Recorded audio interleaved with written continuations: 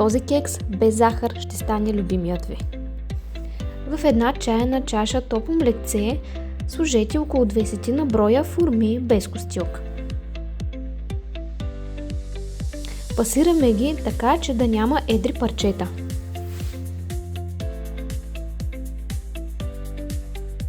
С виличка намачкваме 2 добре озрели банана.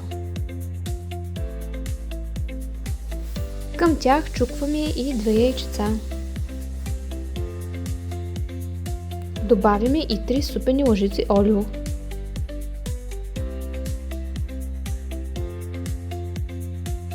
В голяма купа смесваме сухите съставки. Чаша и половина брашно, 1/4 чайна лъжичка сода и 1 лъжичка бакпулвер. Какао слагаме 2 супени лъжици.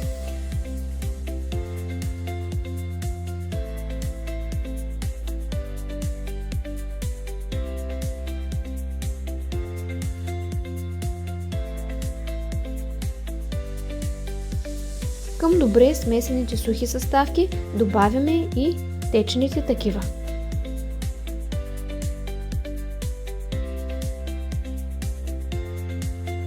Разпъркваме много добре.